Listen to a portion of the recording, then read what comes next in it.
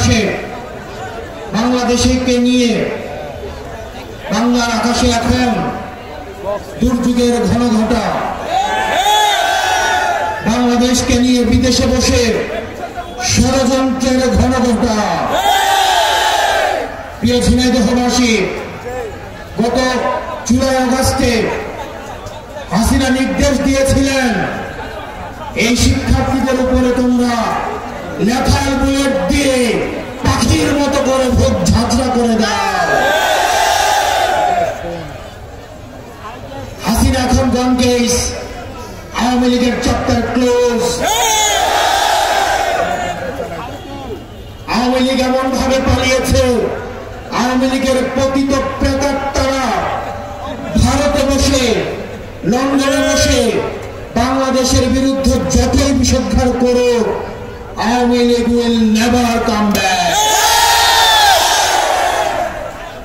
প্রিয় ঝিনাইদহবাসী, কিন্তু আমাদের শঙ্কার জায়গাটা আওয়ামী লীগকে যারা আশ্রয় দিচ্ছে, হাসিনাকে যারা প্রশ্রয় দিচ্ছে, এই মধ্য এশিয়ায় যারা অস্থিতিশীল পরিবেশ তৈরি করছে, ভারত হচ্ছে আমাদের শঙ্কার জায়গা। এই মধ্য এশিয়ায় অস্থিতিশীল পরিবেশ তৈরি করছে ভারত। ভারত ইতিমধ্যে safe house of the terrorist হিসেবে পরিচিত হচ্ছে। হাসিনা একটা টেররিস্ট, ছাত্রলীগ হচ্ছে টেররিস্ট।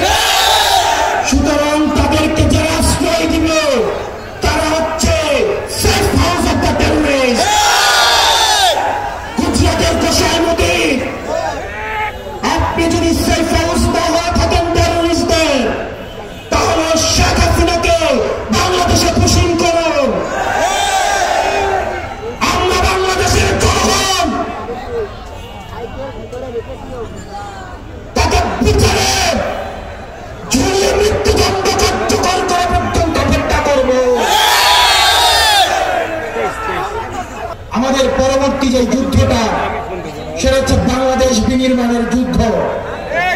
আমরা 5 আগস্টের পরে দেখতে পাচ্ছি একটা পক্ষ আমাদের গণতান্ত্রিক উত্তরণের পথে বাধা হয়ে দাঁড়িয়েছে।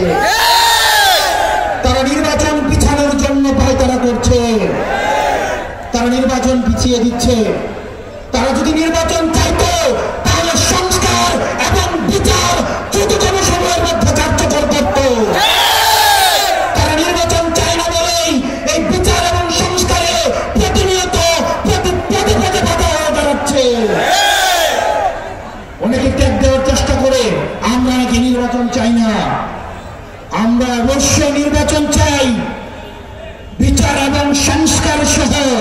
আপনারা শুধু একটা জিনিস চান, যারা বলছে সংস্কার এবং বিচার নির্বাচিত হয়ে আসার পরে করবে, তারাও অতীতের অনেক সময় তারা নির্বাচিত হয়েছে,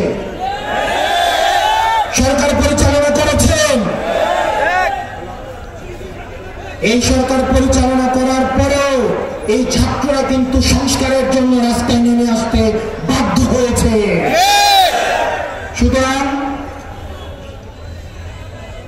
নির্বাচিত হয়ে আসার পর কে সংস্কার করবে নাকি করবে না, আমরা ভবিষ্যতের অনিশ্চয়তা থেকে আমরা বর্তমানের নিশ্চয়তাকে আমরা প্রাধান্য দিব।